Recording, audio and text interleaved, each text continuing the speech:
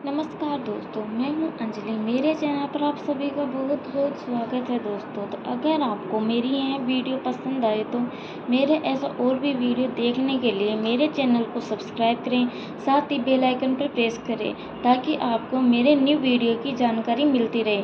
तो दोस्तों, आज की इस वीडियो के माध्यम से मैं आप तक एक मोहिनी एकादशी व्रत की कहानी लेके आई हूँ।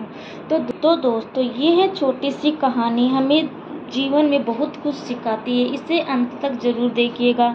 तो कहानी शुरू करने से पहले आप कमेंट बॉक्स में जय श्री राम, जय श्री कृष्णा, राधे राधे, जय लक्ष्मी नारायण लिख दीजिए। तो दोस्तों, वीडियो शुरू करते हैं। मोहिनी एकादशी 8 या 9 मई को कब है, यह पढ़ें व्रत की कथा। ऐसा कहा जाता है कि मोहिनी एकादशी व्रत रखने वाला व्यक्ति मोह माया के जंजाल से मुक्त हो जाता है और उसे मोक्ष की प्राप्ति होती है, माना जाता है। वैशाख माह के शुक्ल पक्ष में पड़ने वाली एकादशी तिथि को मोहिनी एकादशी के नाम से जाना जाता है।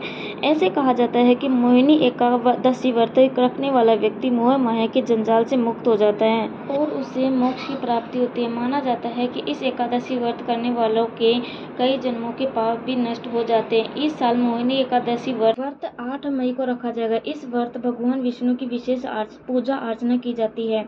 क्यों नाम पड़ा मोहिनी एकादशी? जब समुद्र मंथन हुआ तो अमृत प्राप्ति के बाद देवताओं और असुरों में भी इसे पाने की होड़ मच गई थी। ताकत के बल पर असुर देवताओं से अधिक बलशाली थे। देवता चाहकर भी असुरों को हरा नहीं सकते थे। सभी देवताओं के आग्रह पर भगवान विष्णु ने मोहिनी का रूप धारण कर असुरों को अपने मोह माया के जाल में फंसाकर सारा अमृत देवताओं को पिला दिया। इससे सभी देवताओं ने अमृत मिल गया। यही वजह है कि इस एकादशी को मोहिनी एकादशी कहा जाता है। मोहिनी एकादशी व्रत की कथा।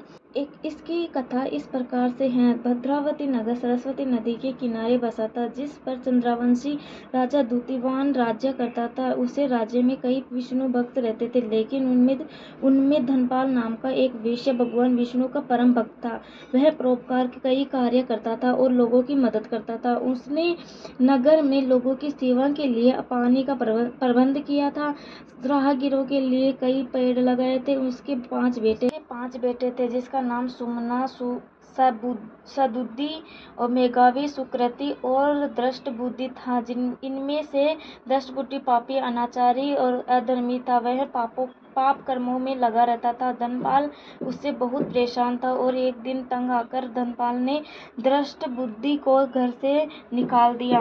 बेघर और निर्धन होने पर उसके दोस्तों ने भी उसका साथ छोड़ दिया। जिसके पास कुछ भी खाने पीने का नहीं था तो वह चोरी करके अपना गुजारा करने लगा।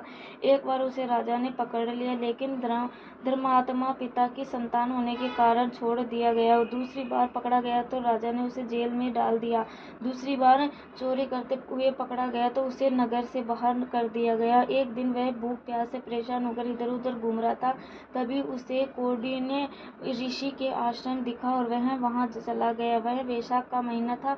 ऋषि गंगा स्नान करके आए थे। उनके गीले वस्त्रों के छींटे उस पर पड़े।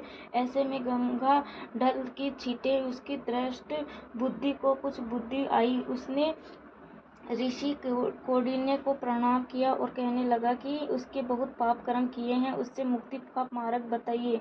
ऋषि कौंडिन्य को दृष्ट बुद्धि पर दया आ गई। उन्होंने कहा कि वैशाख शुक्ल एकादशी मोहिनी एकादशी का व्रत करो, इससे तुम्हारा उद्धार होगा। इस व्रत को विधि पूर्वक करने से समस्त पाप नष्ट हो जाएंगे और तुम पुण्य के भागी बनोगे।